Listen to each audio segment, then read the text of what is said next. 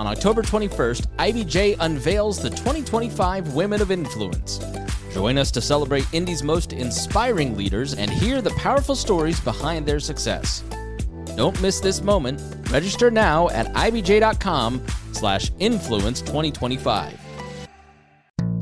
This is the IBJ podcast for the week of Monday, October 13th, 2025, brought to you by Taft. I'm your host, Mason King. Welcome back to the podcast, everybody. Anderson native Benjamin Nagengast comes by his bent for entrepreneurism and artistic design naturally. His mother founded a prominent design and engineering firm in the Anderson area, and his father was involved in several enterprises, including his own ceramic pottery business. When Ben was 10, his mother suggested the family start a pumpkin patch on their 75-acre farm. The lessons learned there helped Ben start an enterprise at the age of 13 that would become White River Paintball. 11 years later, in 2010, he co-launched the haunted house attraction Indy Scream Park, also in the Anderson area. Ben and his wife, Mariah Nagengast, went on to create 3 more family fun theme parks, these all located in Dade City, Florida, a short drive east of the Tampa area. The 5 parks in Indiana and Florida fall under the umbrella of the entertainment development firm Point Summit. Ben is the CEO, and Mariah is the Chief Acquisitions and Financial Officer. They now live in Florida, but they still have their fingers on the pulse of the Anderson attractions and recently invested $300,000 to upgrade elements of Indy Scream Park. They also are looking at creating new attractions on land they own next to the Scream Park and paintball business.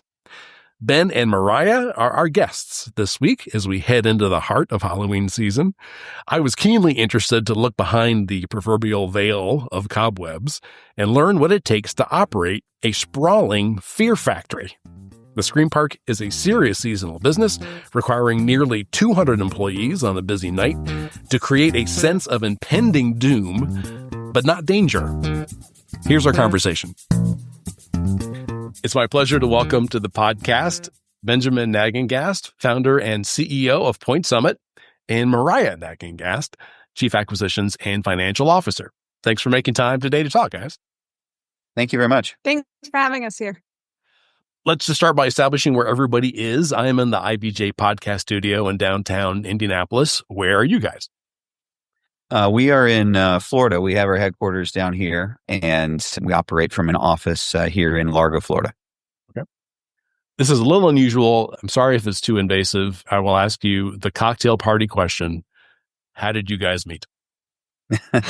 We met through a mutual friend. My wife may have a better answer than me, but we met through a mutual friend, and she'll probably tell the story a bit better if she said it. But I was in Indiana. I was running a business there, and she was transitioning from one job to another and was staying with a friend and was planning on actually moving to Florida, where her family is from, but she was staying with a friend in Indiana, and that's where we met. And I convinced her to stay a little while longer, but then eventually she convinced me to move to Florida. So I think she won out in the end. I did win, but the story goes in summary that the friend wanted me to meet him. She said, "Oh, maybe you have a job opportunity." So he showed up at the house for a quote unquote job interview at about 8:00 at night.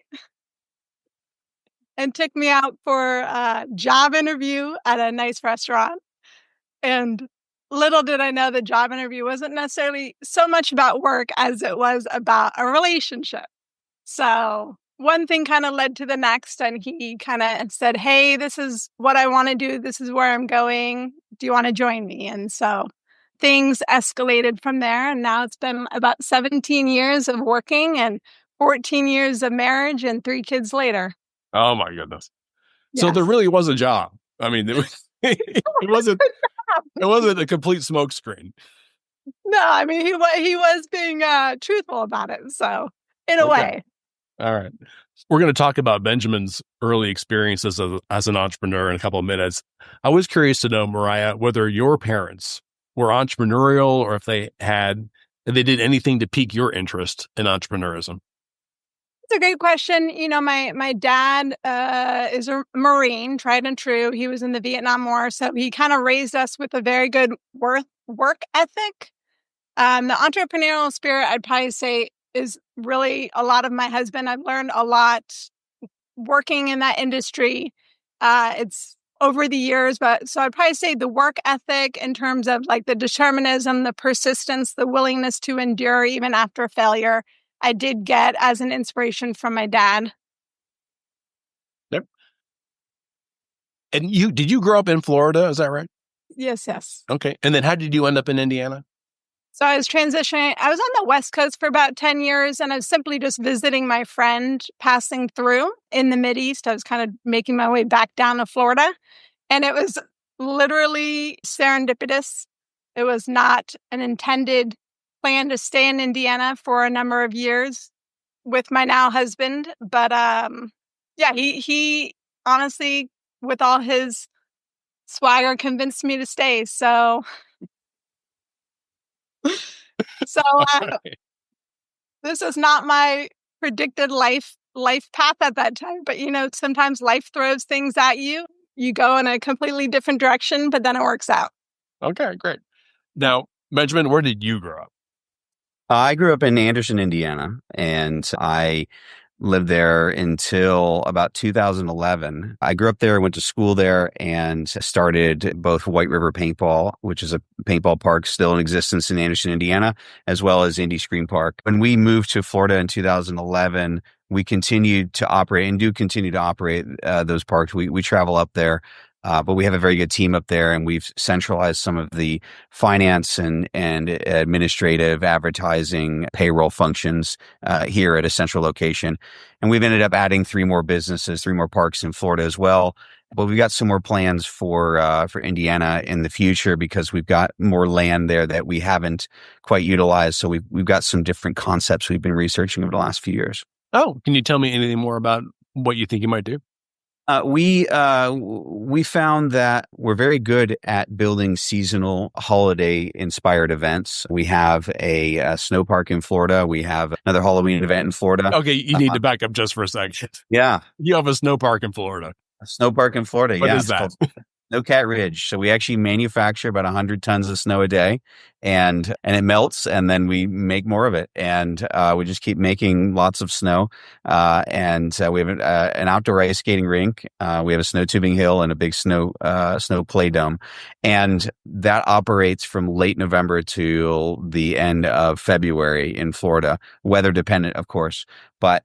That's a separate story by itself. But in terms of what we're planning moving forward, we have some more seasonal events. We think that there's more opportunities in potentially the fall or the winter time period for us to build some more events. So we're still in the development phase right now, but we've been researching some different options for the last 5 years or so. Okay, and very likely would be located near the current attractions. Correct. Yeah, we have a good team there. We've got facilities, infrastructure. We've got some fair amount of acres of unutilized land up there that we have yet to develop. So we see that as great potential for us to use, and especially because when we first moved there to that location in 2008, when we purchased the property, the corridor of growth was less than it is now. I remember exit 210, Noblesville, being pretty sparse, and now it's a full metroplex there, and it continues to grow to the northeast with the expansion of I-69. So we have a lot of it used to feel like Indianapolis's core was downtown, and it feels like it's certainly moved a bit northeast, especially with Carmel and Noblesville. So it's moved more toward us, and so we've seen more demand and comments from customers for some different events, and we think we'll be able to provide that. Yeah, that's a great point. It's shocking how Noblesville really has taken off in the last 10 years. So it sounds like there'd be some good opportunities. Yeah, for sure. And we're technically, the facility is technically located between Anderson and Pendleton. We're in the unincorporated part of the county, but we're well located off of I-69 to be able to facilitate fairly easy access from most parts of Indianapolis, but especially the northeast side. Okay. Let's go back for a sec. So you grew up on a farm, is that correct? Yeah, I grew up in a farm. My parents still have a 75-acre farm. That's where I grew up. And I decided one day, I ended up playing a paintball game with friends. My friends asked me if we could build a paintball field on my parents' farm. And so we ended up building a paintball field and then invited some more people over. And they said, well, do you have any paintballs here we could buy? And I said no, but then I said I could get some. I ended up getting some and selling them the paintballs. And what was a hobby at the time ended up turning into, more of a business for the first several years, something that I did on the weekends. But then I was working with my parents. So they ran an engineering firm. My mother was she won the SBA Business Person of the Year award for the state of Indiana many years ago. And she ran an engineering firm, a contract staffing firm, and was in the automotive business up here in Anderson, and was working for her during the week after I graduated high school. I wanted to take some time and work. And I was doing the paintball park on the weekends, and I was working 7 days a week. So I decided I was either going to do one or the other. And so I threw myself into the paintball business, and it continued to grow, and made a career out of it. I'm going to go back even just a little bit further. You're 10 years old, and the family decides to create a pumpkin patch.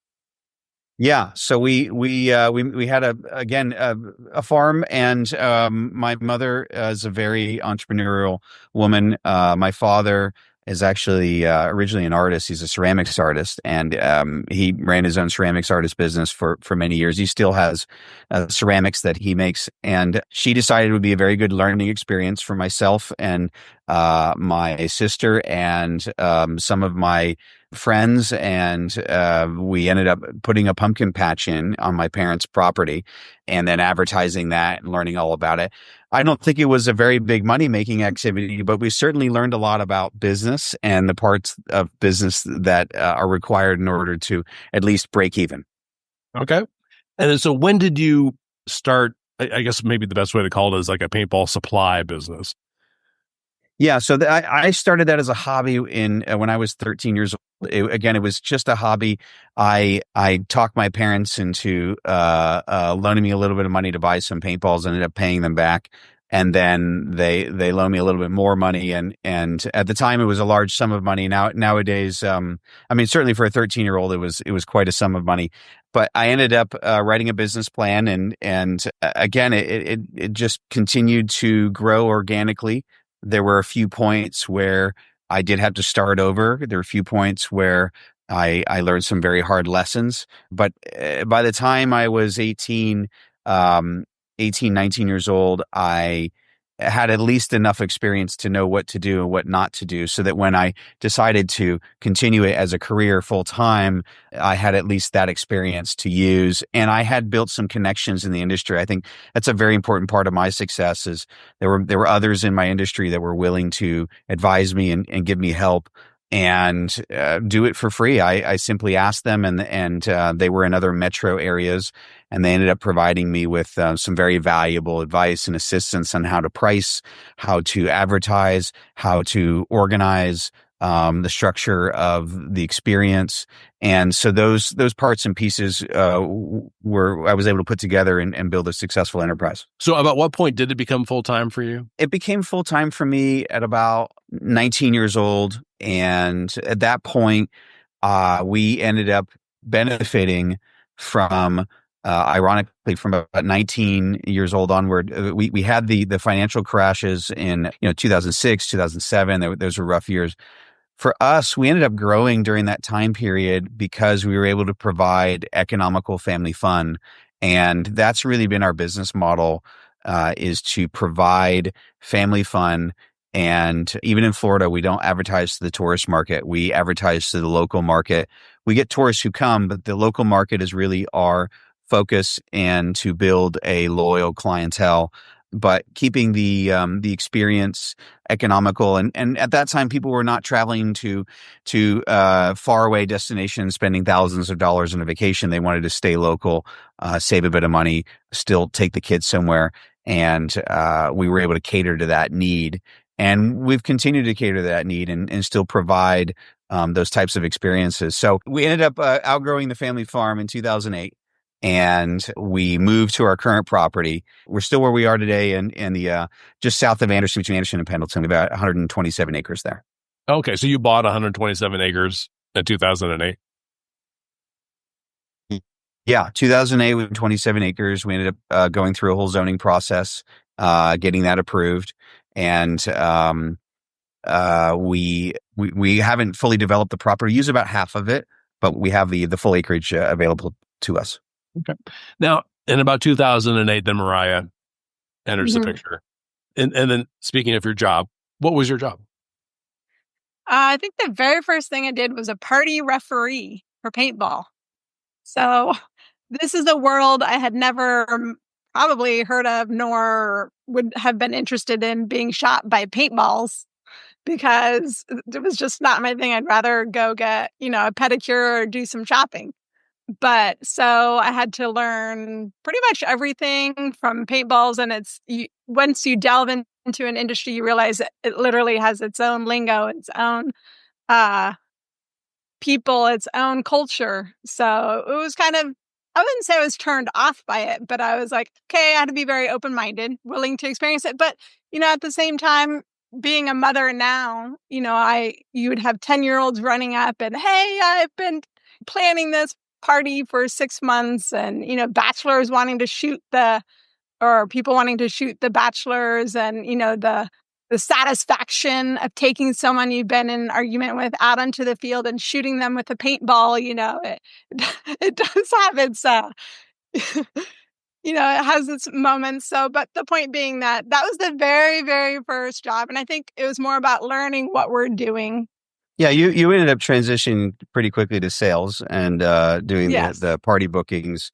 Corporate events. We have hundreds of groups that we have every year that come out, and you've certainly graduated from that. But that was the early days of learning the business, and it helped to have certainly a woman's touch when it comes to planning birthday parties. That was certainly you were much better at it than I was. Yes, I'd say there were definitely some finishing touches and details that I added to the scene for sure. So in 2010, you founded Indy Scream Park. Is that right? Yes, we ended up hosting a charity haunted house event in 2009. And then we were approached by another individual who was a friend of a friend about putting in a large Halloween event, and that became Indy Scream Park. And so that was launched in 2010. And so now this will be 2025. This will be our 16th season. Wow. And so something about that first event that you did convinced you, like, hey, this is going to be a great idea. Yeah, the first event that we hosted, we weren't that involved in it. The group had approached us, a nonprofit group had approached us about hosting the event, and so we had at that time part of the property that was not developed, and we enabled them to use our parking lot and some of our facilities, set up their event, and put in a cornfield and such. And then they ended up moving to a state park to run their event. And we were approached by, again, an individual. So we worked with this person. They were a partner for a few years. We ended up parting ways in 2012, and so now it's just Mariah, myself, and then my parents have a small stake in the business. But it's been our family since then, and all of our businesses are now family owned, and so we manage them all with our group, and it helps to cut down on partnerships can be very helpful at times, but if they don't have a good long-term structure, you can certainly run into some friction, and that's what we ran into, was a difference in direction, and especially because we were the landowner. And we took a more long-term view, especially of the care of the property and the investment in the experience. The other partners didn't own any of the property, so they didn't have the same interest, and so it became a point of conflict. And so we ended up buying them out, and I ended up learning a lot more about the haunted house business than I thought I would. Because in the beginning, again, I wasn't searching or looking for a haunted house. I just saw the opportunity in somebody else who knew how to do it.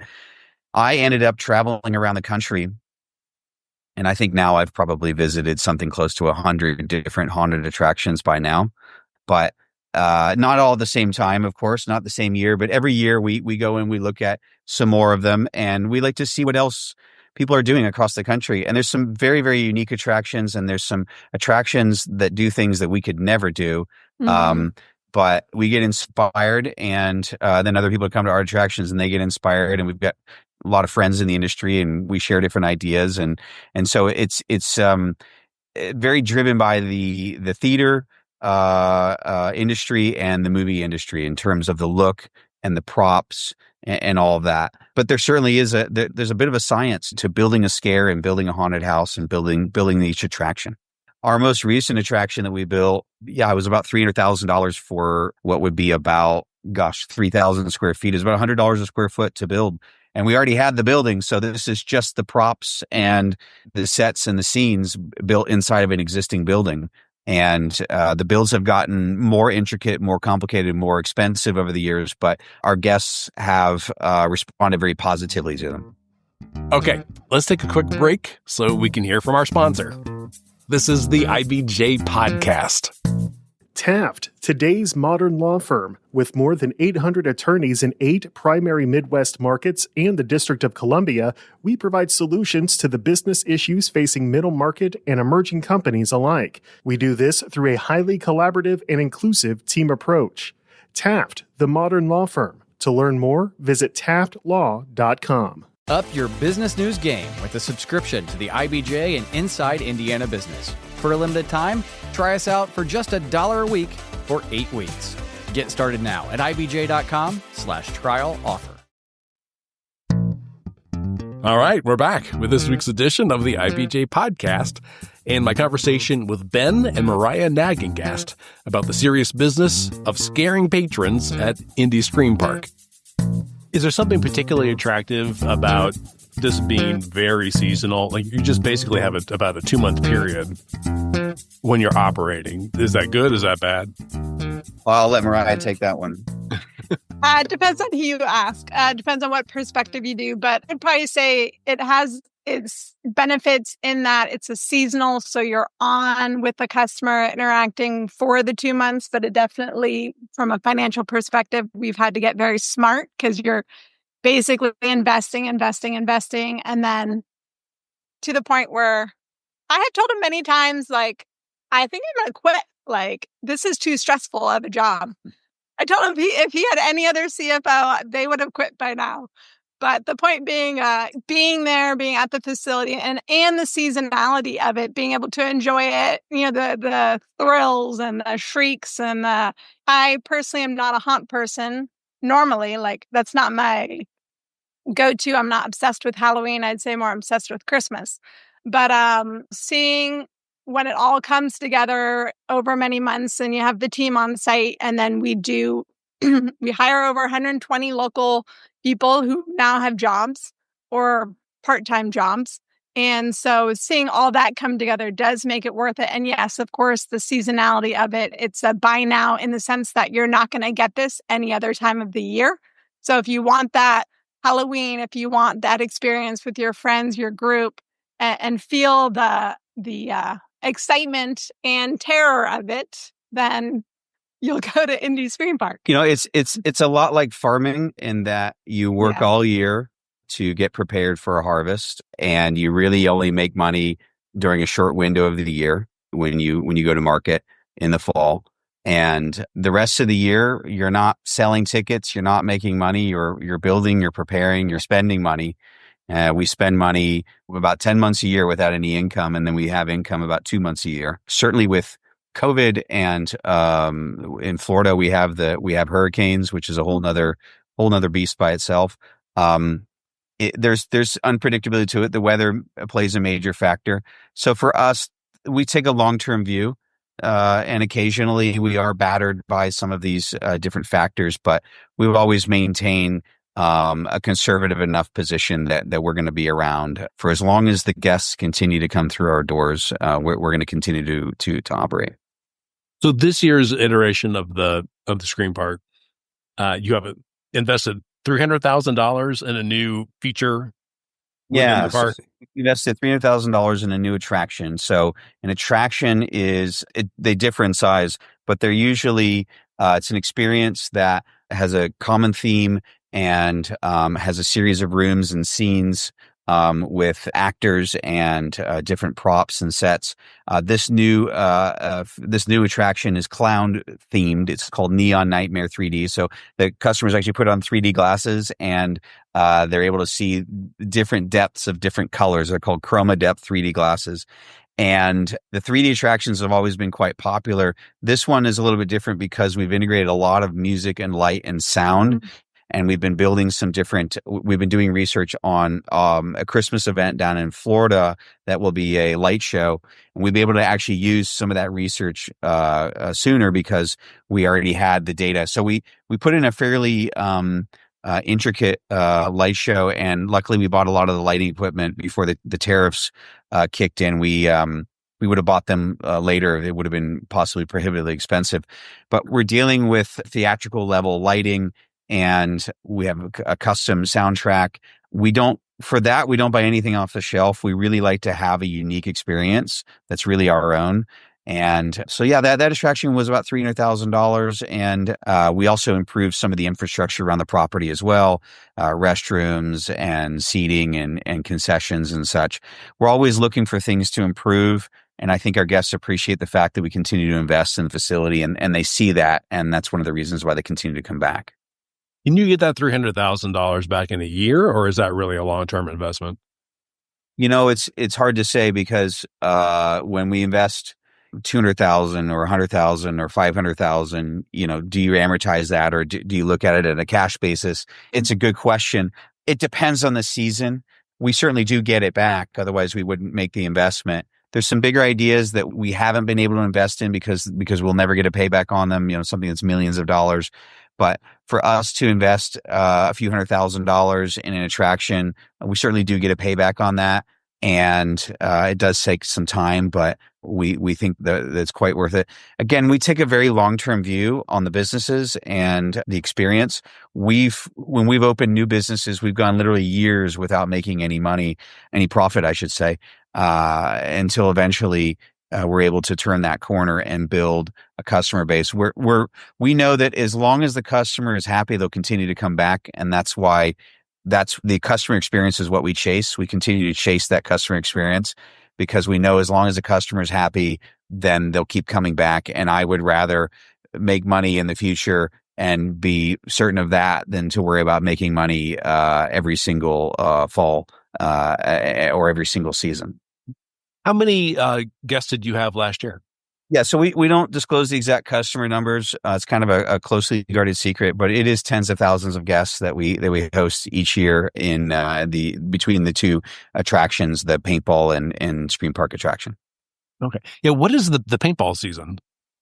Paintball season for us is technically year round, but we're certainly much slower in the winter time period. We have year round staff, so they're going to get paid. We have them there. They take some vacations during the winter. They do other prep work, but our main season for paintball is going to be about March 1st through about December 1st. December, January, February are certainly much slower for us. The paintball business is also a much smaller business. It is not nearly as big as the other businesses that we operate. It was the original business. The paintball industry is not a growth industry like it used to be. It's with the haunted houses and with some of the other attractions, we're able to really spice it up and stay a bit more current with some of the different trends because it's more performance art based, and so that gives us a bit of an edge in terms of being able to offer something new each year. Okay. Do you market outside of Central Indiana? Not really. No, our customers come from about an hour's drive. We do have people that come from farther than that, but an hour's drive is really the prime demographic. So we mostly market in Central Indiana. Now, inherently with the internet, we end up advertising farther and wider. And we do have people who come from Ohio and Kentucky and Chicago, but our core base of customers is Central Indiana. What have you learned over the last 16 some years about what people are looking for? And it might not even necessarily be something that they're aware that they're looking for, but what do they want out of that experience? You want to take that one? It depends on which park they're going to, but honestly, our watchword is fun. So they want fun. The main thing is they want to experience something with typically other people in a group setting. And they want to have something that they won't see every day, something that they won't experience or feel every day. And that they want, not the shock and awe, but like my husband was saying earlier, the excitement, the thrill, kind of like a jolt out of the day-to-day routine. I was kind of getting more towards like, what specifically about the Scream Park are they looking for? Okay. Why do they want to be terrified? Terror, the blood. People want an unpredictable experience, just the same as riding a roller coaster. They want something which, A, they can watch their friends jump 3 feet in the air and laugh at them, or B, can jump 3 feet in the air themselves. And it is a social experience. Yeah. It is a group experience. We see a lot of people come out with their group of friends, come out with a significant other. What we've learned is, Mariah said, it's not just about scary, it is about fun. We want you to leave with a smile on your face. Our goal is not really to terrify you to the point where you have a heart attack. That's not our goal. We don't want to harm you. But we certainly want to scare you if that's what you paid for. We actually have customers who come into the park and they get scared within about 30 seconds and they run out of the park. And they ask for a refund, and we ask them why, because they just paid us to scare them and we scared them. So we're a little confused as to what it is that they felt they didn't get. So typically their friends coax them back into the park, and they go through the different attractions. But some people are afraid of clowns, some people are afraid of zombies, some people are afraid of the dark. It depends on what people are afraid of. We want to give them a out that is something that they'll remember and something that they'll feel they had a very fun experience. And as long as we do that, we feel like based on what Mariah said, based on the surveys, that is what they want. They want a fun experience that is quite exciting and unpredictable, but is at the same time is done in a professional way. The surveys are very important. We have found what people like, what people don't like. There are certain topics you would think that they're afraid of that, according to survey, they're really not. And there's certain other topics that they're more afraid of that you'd be surprised about. I would say of all the things that we do, those surveys and the data that we've gathered over 16 years is some of our most valuable intellectual property, because it's so hard for us to gather that information. Because if you think about it, in order to gather that information, you have to have an entire event. You have to have them out at the property, out at the facility. Then you have to be able to survey enough of them to get meaningful answers. It's quite a monumentous affair to be able to survey and get that much data. So we have that data now, and we're able to see trends as time goes on. Certain topics and subjects fall out of favor, and certain other topics and subjects grow in favor. But we're happy to ride that wave, and there certainly has been a renaissance, and we think we've been able to keep up with it. We've seen smaller attractions unable to keep up with it, but we've certainly been able to keep up with that trend and the demand and the changing tastes of the time. I would guess that labor is a big challenge. I mean, everyone seems to have that problem, but I would especially think that you guys might, because it's seasonal. Yeah, so it's kind of inverse. When it's hard to hire people, then the economy is usually pretty good, because there's a lot of jobs out there. And so we typically have more guests, but we find it harder to staff. When we can staff really well, then the economy is typically not as good. So we can staff really well, but we don't have as many guests. It hasn't been as COVID was its own challenge altogether, but we've seen a significant increase in the wages that we need to pay, especially since 2019. And in some positions, I believe there's been a pay increase of 60-70% over that time period. We're not talking about huge sums of money, but we're certainly not paying anything close to minimum wage. We need to pay a fair wage to attract good people for key positions. And then we really try to make it an atmosphere of fun for the employees and the staff as well. They're in a fun business. We want to make it fun for them. But there certainly are nights that feel like work. When you have thousands of customers out at the property, it's certainly work. And we work very hard to make sure we can make as many of those guests happy as possible. And when you say that you don't pay anything near minimum wage, I mean, you pay significantly over minimum wage. Yeah, we don't pay anything. We certainly don't pay under minimum wage because that's illegal. That's right. Thank you. I mean, we certainly, when I say we don't pay anything near minimum wage, I mean, we're much higher than minimum wage, and we're able to attract the right people. And it depends on the position. There's certainly some positions that are paying much more than others, depending on the skill set. And so it just depends on the park. It depends on the position. But we have a lot of our staff who come back year after year. They find a home there. They like the seasonal work, and they like that being part of their year. And a lot of them are saving up for Christmas. They use it for Christmas money, and they use it for buying presents for their kids, for their family members. And so it's a nice transition for them into the holiday season. Okay, if I'm an entry-level zombie, about like how much would I get? You're getting, depends on the park, but probably somewhere around 11 to 14 an hour, maybe 15 an hour. Just depends on the position. We have some staff that are getting paid more, and we have uniformed officers that are getting paid a lot more than that, because that's the market for those particular positions. We do have year-round staff, some salaried personnel, and their pay rates range, but they're making a wage that they can make this a career. They're not being paid minimum salary. They're being paid enough to be able to make this career. We actually just launched a 401k program for our year-round staff this year, where we have a whole match program.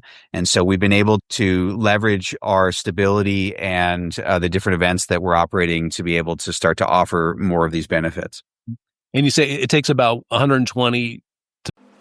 Get a behind-the-scenes look at Indiana's most influential leaders. On Business and Beyond, we go beyond titles and resumes to explore the personal stories, pivotal moments, and hard-won lessons that shape Hoosier leadership. Hear from the people driving Indiana forward in their own words. Subscribe and listen wherever you get your podcast or at ibjpodcasts.com. Do you want to know what really drives change in Indiana? You won't find it in sound bites, you'll find it in stories. Stories from CEOs, lawyers, coaches, entrepreneurs, and community advocates. That's the IBJ Media Podcast Network. Insightful, local, impactful. Find all of our shows by searching IBJ Media in your podcast app or visit ibjpodcast.com. To fully operate the Scream Park? It takes about 120 actors. Then you have another 60 some odd operations staff. And then you multiply that by 2 parks. And then you add the year-round staff on top of that. So right now we employ about 500 staff between both Florida and Indiana. And this is our peak season. We will hire many more than that. Some people will come in and on their first day, they'll say, this is not for me. And that'll be their first day and their last day. Some people will come in and they'll start on day 1 and we'll see them. They're still working 10 years later every season. In fact, we've been around for so long, we're starting to recognize those individuals who have been here with us for 10 years. And even have their kids come. Yeah. Now we have the next generation who's coming. We have people who have met each other at work and besides Mariah and I and gotten married and had kids. And it's certainly a whole community unto itself. You have written the ending of this podcast. That was amazing. So you have employees who have met and married and had kids. Yeah. Yes. Yeah. Our chief creative officer and our VP of administrations met at the At Indy Scream Park. at a haunted house at Indy Scream Park. And they've been married now for probably close to 10 years. They have a daughter and they're still working for us. That's outstanding. Wow. And just to make sure I get this right, so you have 120 actors, but then on top of that, this is just for Indy Scream Park. On top of that, you have 60-some technical positions? Well, these would be operations positions. What we consider operations is everything from parking, door control, box office, concessions, janitorial, security. We take security very seriously. It's we have a lot of customers there, And it's ironic. People want to be scared, but one of the top survey points that they ask for is to make sure that they're also feel safe. So it's really kind of ironic. They want to be safe outside the attractions. In the attraction, they want to be scared and feel unsafe, if you will. But safety is a major factor for them.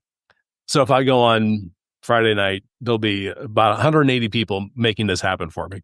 Yes, give or take 180 people on a Friday night, and we'll be fully staffed this Friday, this Saturday.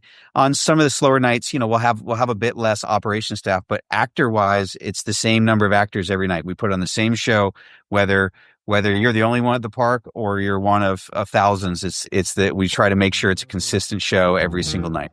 Thank you guys so much for filling me in on this. This is just as fascinating as I thought it would be. My thanks again to Ben and Mariah Nagengast. And folks, before you get on with the rest of your week, there are several stories in the latest issue of IBJ that I want to draw to your attention. First up, Indiana's hospital systems could face hundreds of millions of dollars in annual Medicaid reimbursement cuts if the rates they charge to employer-provided insurance plans are higher than thresholds set by Governor Mike Braun. Dan Lee crunches the numbers on Braun's plan. Also in this week's issue, Taylor Wooten digs into efforts to rebrand Indianapolis's land bank and exert more control over how vacant properties are redeveloped. And Mickey Shuey reports that construction has finally started on a long-delayed war memorial in Washington, D.C., designed by an Indiana firm. Again, you can find these stories in the latest print edition of IBJ or online at ibj.com. Now, I will say it is quite a bit easier to access all the latest business news and all of IBJ's data on Central Indiana's business community and economy if you're a subscriber. We're running a promotion right now that gives you complete access for $1 per week for 3 months, just to get a sense of how valuable and original our content is. Just go to ibj.com and click on the subscribe button.